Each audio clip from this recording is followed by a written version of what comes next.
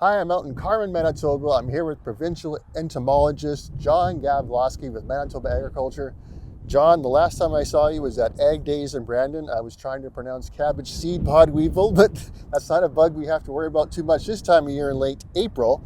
But I was kind of wondering what some of the insects would be that growers would be most expecting to see when seeding season begins, actually. Yeah, so seeding hopefully will be beginning really soon. Right.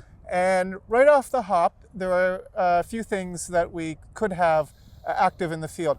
I say hop almost as a pun. Flea beetles being one of them, obviously. Flea beetles overwinter as adult beetles. They're, of course, tiny little black beetles with or without yellow stripes, depending on the species.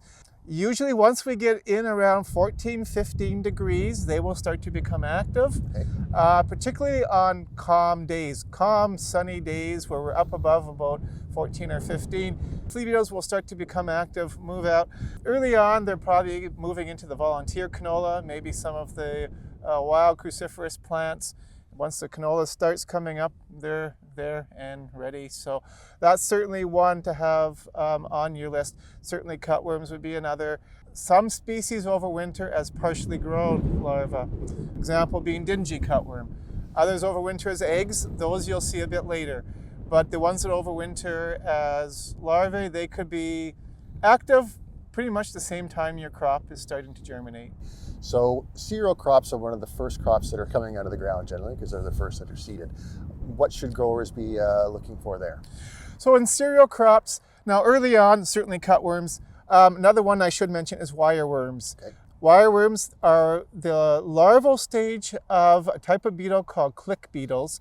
There's multiple species. There's two dominant species that we have in Manitoba. One's a smaller and one's a larger wireworm. They have multi-year life cycles, meaning they're in the larval stage for, depending on the species, anywhere from 2 to about 5 years.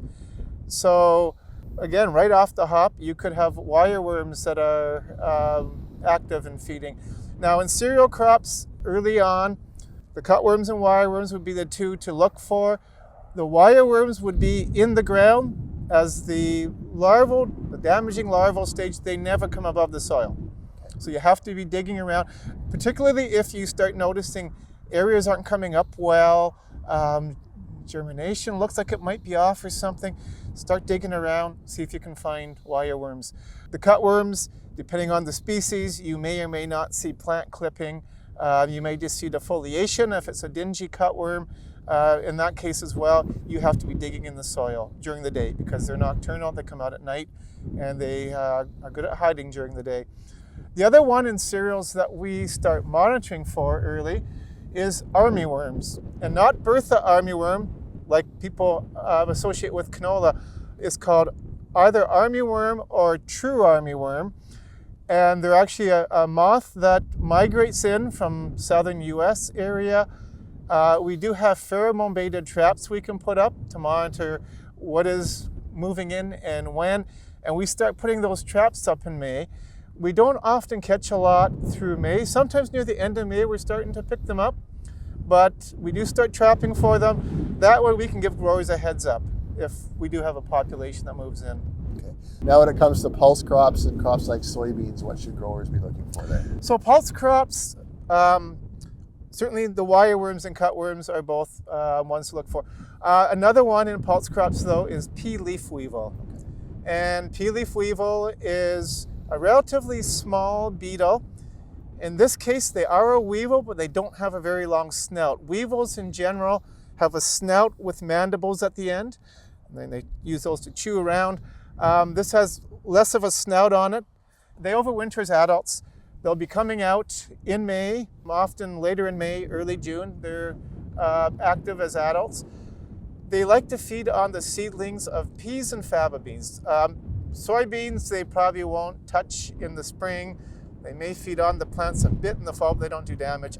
Peas and faba beans are the two crops you have to watch. There, what you would see is crescent-shaped notches in the young leaves. Anywhere from that 2 to 6 node stage, that's when they're probably doing most of that feeding. Now the notching itself, unless you had an extremely dry year, and a lot of feeding is not likely to be economical. But what the notching tells you is the size of the population you've probably got in that field. And the reason too many Pea Leaf Weevils are an issue is because the larvae feed on the nodules that contain a bacteria that fixes nitrogen. Oh, okay. The bacteria is called Rhizobium, Right. and it fixes nitrogen. So if you have too many Pea Leaf Weevils eating those nodules, you have less nitrogen fixation, and hence you could have nitrogen deficiency in your peas or faba beans. For sure.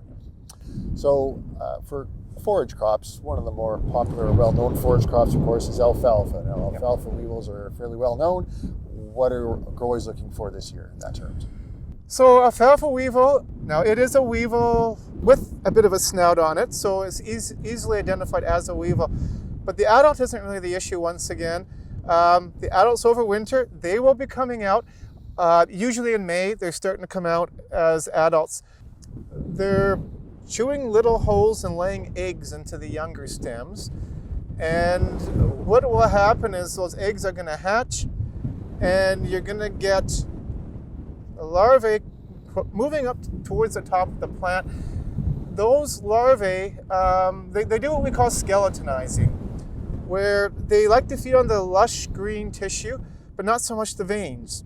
So you have these leaves that are very ragged, they've got veins in them, but the nice juicy parts all been chewed out. Kind of skeletal, I guess. Yes, that's why we call it skeletonizing. Right, yeah. And so when you look over the field, if there's a lot of this feeding, you see almost a white sheen over the field.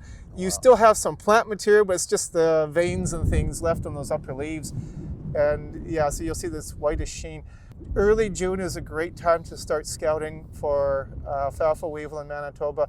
Cooler springs, it might be later when they become more noticeable, but I usually advise people start scouting your alfalfa for alfalfa weevil at the beginning of June. Know what you've got. They do their maximum damage more towards the end of June. Okay. That's when they're getting into their larger larval stages, but you don't want to come across a situation when there's already been a lot of damage.